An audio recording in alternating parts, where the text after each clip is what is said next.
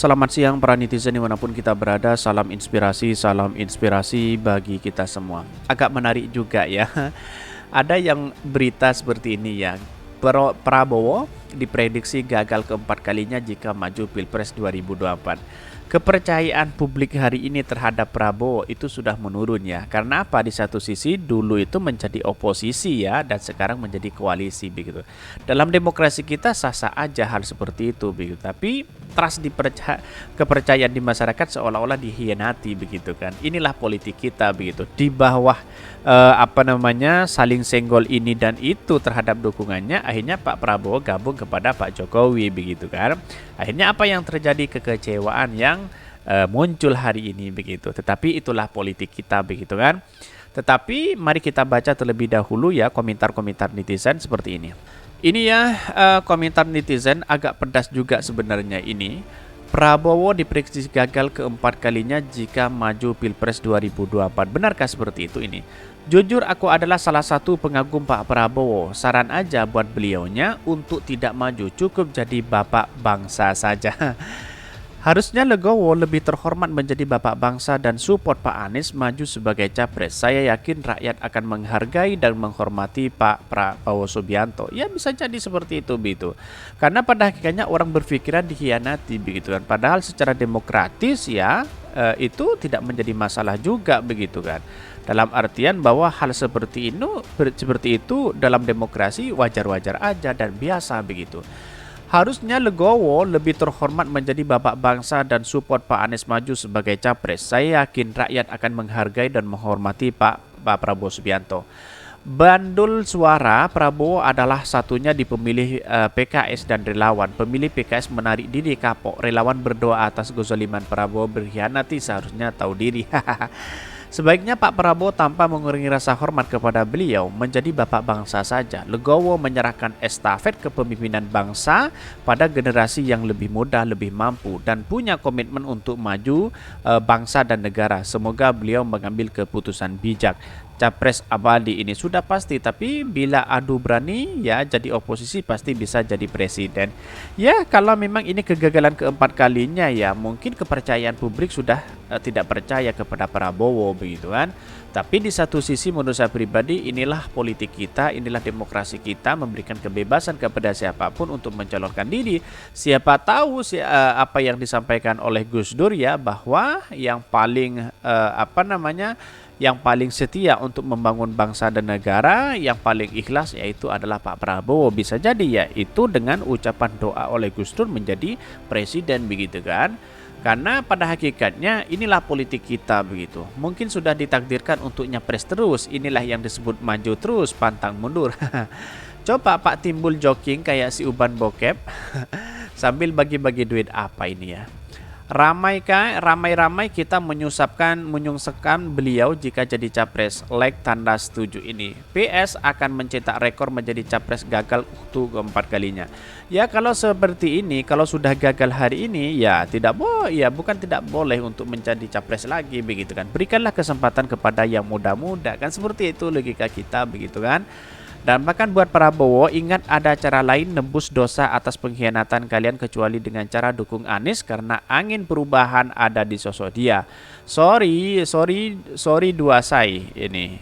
Jangan mau dikadalin ya, surveyor murah-murahan yang untuk kalahkan Anies Baswedan. Nothing compress for Anies Baswedan. Wow. Jadi ya banyak sekali sih yang saya bacakan pro dan kontra. Tentunya banyak yang mendukung dan juga ada yang banyak yang tidak mendukung begitu kan. Artinya kalau selama ini dipaksakan bahwa orang pemilih Prabowo yang dulu ya akan kembali kepada Pak Anies Baswedan begitu kan. Pada hakikatnya ya dulu itu mungkin merasa dikhianati karena memang Pak Prabowo gabung ke pemerintahan Jokowi. Tapi di satu sisi ya inilah demokrasi kita tidak perlu mempermasalahkan itu sebenarnya begitu kan. Tapi di satu sisi ya memberikan kebebasan kepada siapapun untuk memilih calon presidennya. Kalau Pak Prabowo ya mau calon 1000 kali, 100 kali ya terserah, karena pada hakikatnya inilah demokrasi kita begitu kan. Tapi ya kalau teruskan gagal seperti ini ya mending uangnya ditabung, diberikan kepada fakir miskin, kira-kira seperti itu. Bahkan ya yang saya baca dari dari beritanya seperti ini. Ini beritanya cukup menarik juga ya. Prabowo diprediksi gagal keempat kalinya jika maju di Pilpres 2024. Mari kita baca terlebih dahulu. Dari Gelora, niatan Ketua Umum Partai Gerindra Prabowo Subianto untuk maju kembali sebagai capres di pemilu 2024 tak akan berbuah manis seperti yang diinginkannya. Begitu prediksi Direktur Political and Policy ya Studies P3S ya Jerry Messi kepada kantor berita politik RMOL. Saya salut akan berkeberanian beliau yang pantang menyerah, tapi saya menilai Prabowo masih akan kalah di babak keempat Pilpres yang akan digelar tahun 2024 mendatang. Bahkan ia mencatat bahwa Prabowo pertama kali ikut halatan akbar demokrasi pada Pilpres 2009, ia menjadi cawapresnya Megawati Soekarno Putri. Setelah itu secara turut mulai pemilu 2024 hingga 2009, lalu dia maju sebagai capres melawan Joko Widodo. Ya karena pada hakikatnya ya tahun 2014 sama Hatta siapa ya saya lupa, Hatta Rajasa kalau nggak salah begitu kan. Terus yang kemudian yang kedua dengan Pak Sandiaga Uno tetap kalah begitu kan. Kenapa dengan Pak Sandiaga Uno satu partai begitu kan? Kenapa enggak yang lainnya? Itu yang menjadi catatan penting bagi kita begitu kan. Kenapa Prabowo masih di situ-situ aja begitu. Tetapi kalau dia berani ambil tokoh NU begitu yang menjadi wakilnya begitu kan. Ya pada hakikatnya di satu sisi bukan kalah atau menang atau siapa, tetapi perlu diingat rekam jejak Pak Surya dengan rekam jejak dengan Prabowo hari ini wakilnya itu aja begitu kan. Ya kalau tidak Muhammadiyah atau dengan yang lainnya atau dengan sekelompok yang lainnya itu yang menjadikan wakil begitu. Coba dengan peta politik yang lebih besar begitu kan, dengan warga Nahdien begitu kan, Jokowi dengan Ma'ruf Amin waktu itu ya, cari yang lain misalnya Prabowo dengan siapa begitu kan, agar suara itu terpecah begitu kan. Tetapi kalau itu aja misalnya dengan PKB agak relevan begitu kan, dalam artian bahwa dengan Muhaimin juga agak relevan karena di satu sisi mau tidak mau kita harus itu berkoalisi dengan PKB karena presidensial threshold itu harus mencapai itu begitu kan. Tetapi perlu diingat kenapa Pak Prabowo sering gagal, yaitu menjadi catatan penting bagi kita begitu. Bahkan disebutkan ia mencatat Prabowo pertama kali ikut helatan akbar demokrasi pada Pilpres 2009. Ia menjadi cawapresnya Megawati Soekarno Putri.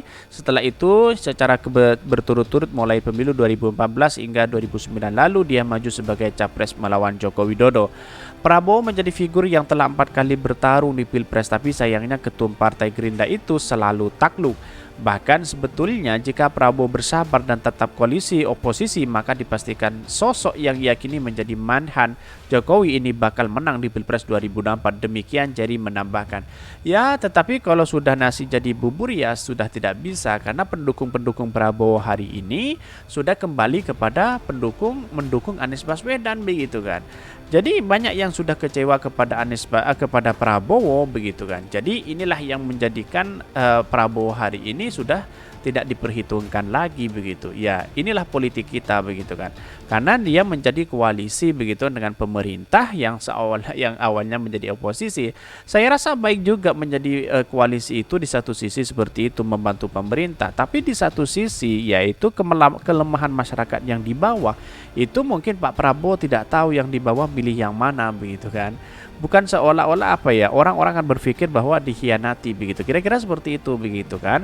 Di bawah bertarung habis-habisan terus kemudian sudah ngefans kepada Pak Prabowo dan bahkan 212 dikerahkan semua untuk Prabowo, tapi pada akhirnya sekarang berkoalisi, itulah kekecewaan, itulah muncul begitu kan dari masyarakat. Kira-kira seperti itu begitu.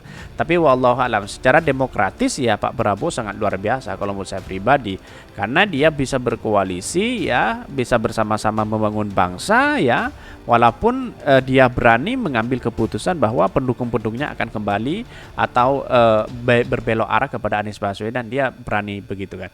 Mungkin itu yang kami sampaikan. Tonton terus channel Hodari Podcast Rakyat ini karena ada berita-berita menarik dan viral setiap harinya. Salam para netizen, salam inspirasi bagi kita semua. Jangan lupa di subscribe channel YouTube Hodari Podcast Rakyat ini.